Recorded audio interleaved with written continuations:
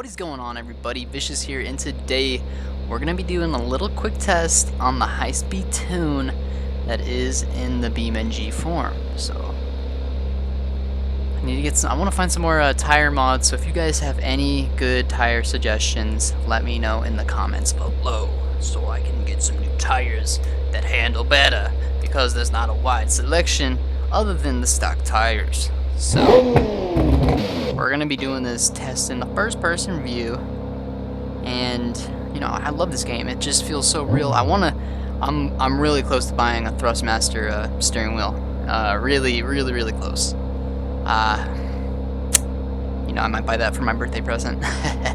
So we're gonna get ready to get the speed going. So I'll press Shift B. And that makes it so we have like a dynamic steering, so it's a little bit more steady, it feels like to me, just to me personally. And this car is pretty hard to steer personally, that's what I found out. Had to do some controllers, you know, testing and changing in the settings, but I mean, this thing is just, I love the engine in it, it's just so fast. And this is like the lower, well this is the twin turbo version, so I think you can actually make it faster, I'm not sure, but you can probably turn up the gearing, maybe do some stuff to the suspension, but right now I just have it to go around like 220 miles an hour and handle pretty well. So definitely check it out in the description. We're going to be getting into it. Let's go. Not in reverse, dog. The wrong way. Pop that front, that clutch. Let's go. Alright, we gotta get our camera situated. Uh-oh. Not my clutch, baby. Or not my gears, I'm grinding the gears.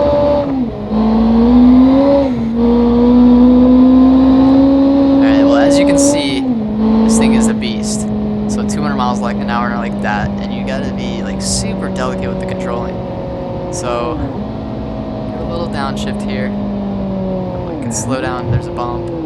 Slow down to like an actual speed that, I think the highway is like around 70.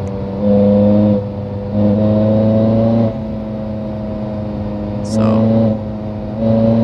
this is how fast, you know, you'd normally be going, around 80 miles an hour if you're, you know, mobbing with a good group. But if you're just behind some slow people that are just chilling, you know, you're probably doing 70, maybe 65 or 60 if they're driving really slow. So we're gonna get into it though. So taking the corners and hitting the apex at the right spot is really key when you're driving at a high rate of speed, because obviously the G-forces when just increase exponentially as you gain more miles an hour. So that is why you will see people go like they just look when you're driving at like 100 miles an hour, you take turns and everything different. If you've been driving a car, or like if you've driven like a sedan or like a bigger car, you kind of get the feeling, but the best explanation of it is just driving a rear-wheel drive car that is, you know, like a V6 or something like that, that's decently fast. That has like a Manumatic or, oh god, ow. And that's a typical crash right there. So you can see if sometimes in like at highways, maybe I'll put this in the video. So if it's a corner like that, you will see a ton of scrapes while this is just like real life. You'll see a ton of scrapes of where people are driving too fast, not paying attention maybe, or just driving too fast and being dumb. And you can see all the scrape marks along the highway walls down here in Arizona. That's at least for me. Like on the 101, there's certain areas down in Phoenix where it's just really bad. Like people are freaking. Okay. Alright, hey guys, I want to talk about a quick thing. So this is Arizona, and here's just one of the turns that I saw where, you know, this is just typical where, you know, either you're not paying attention or, you know, you're driving way too fast and you're not angling at the right side. So in this specific case, we got a corner coming up, you're taking the off ramp, and, you know, there's a lot of directional changes coming up here. So oh, wow, it jumped way too far. Or maybe not. So as you can see, already somebody's hit right there, right here. And look at this one. This one's a fast impact because they hit it and just kept scraping along the wall. And this one's just a quick little and then they bounced off of it. Really see where somebody just absolutely, and that's just the tire slash plastics on the side of your car. just absolutely getting hit. So you can see this one, this is where the turn is really starting to bend. And I think it's about right here where somebody was going way too fast. Where is it? Oh, here it is. You can kind of see it. So obviously they're trying to not hit this wall, and by doing that they like oversteered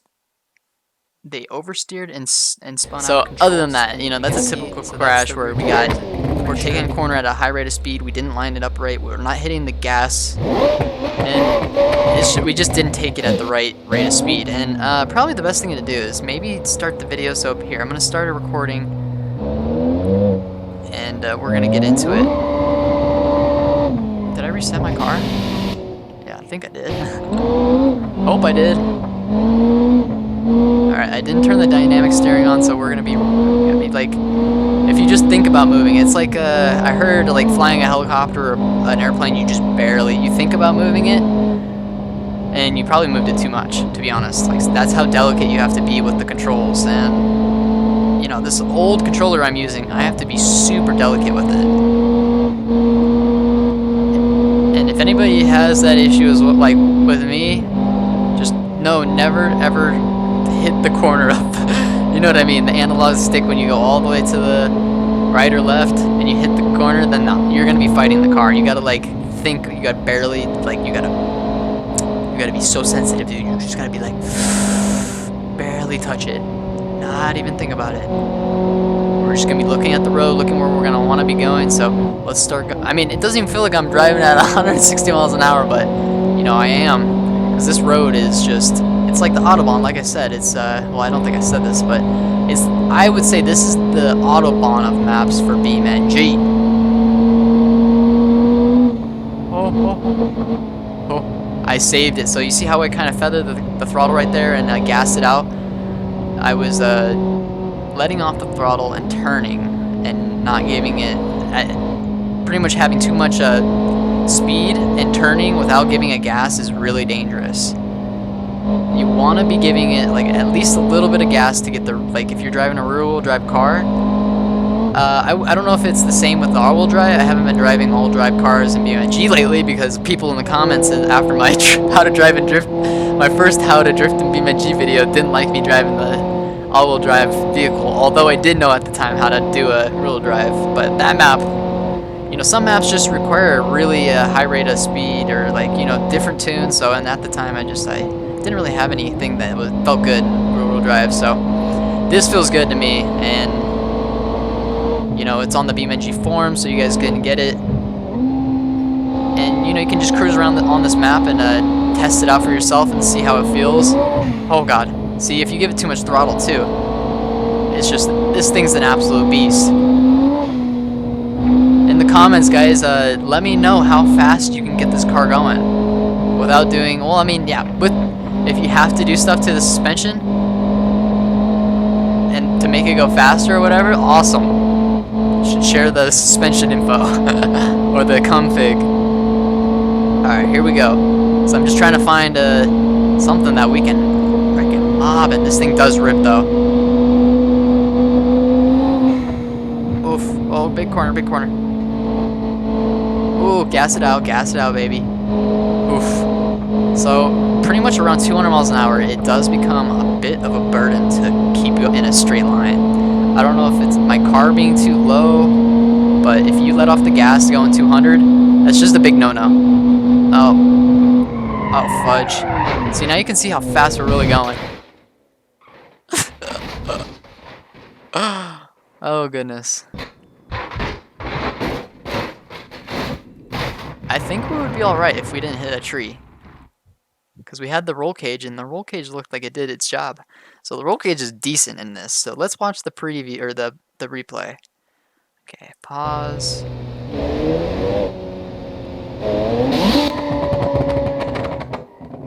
So you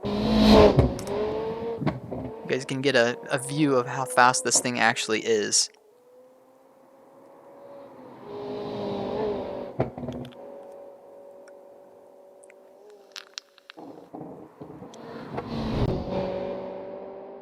See the UI here, going 160 about. Whew. Outside corner, aiming for that inside.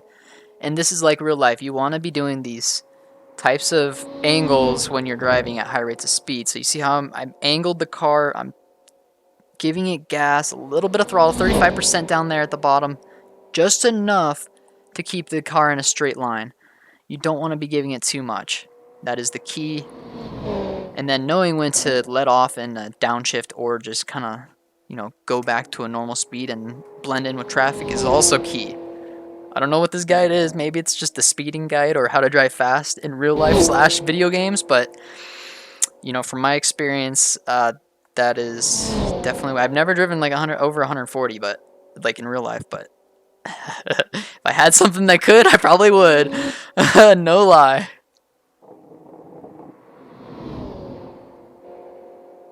Because when I first got my first car was a truck, a Silverado Silverado 1500, and it was the crew cab or whatever with the half door. I love that truck. The truck was awesome.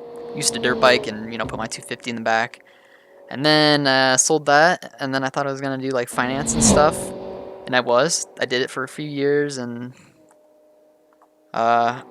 I don't know, I was doing school at the same time, and then, you know, playing video game, being just doing life. Kind of like fell into, I don't know, just long story short, I got a Lexus and IS 250 07, and it's not manual, but it has it has paddle shifters, and I've never experienced a car that, like, you know, it has big tires in the back, bigger tires in smaller tires in the front, and at the time it had a Pilot Super Sport Michelin's, which actually absolutely gripped the road like a beast. And you know, I've been driving that car. It got it at 16,000 miles, and now it's at 123. It's been an awesome car. Really reliable. Love it. Drive it every day. It's my main work car now. And yeah, that was the first car ever. I took it out. I bought a radar for it and bought like the most expensive one. Bought a Redline radar. Took it out at night and pretty much just turned off all the traction control, turned off all that, put it in the ECT power mode, turned off everything pretty much, and then put it in the manual mode, the Triptronic mode, and just had a blast ripping. Absolutely enjoyed that road, have enjoyed that car. It's been like, I learned so much from it. Oh man, that was gnarly. So there's a little backstory of, you know, how I've learned to drive, and I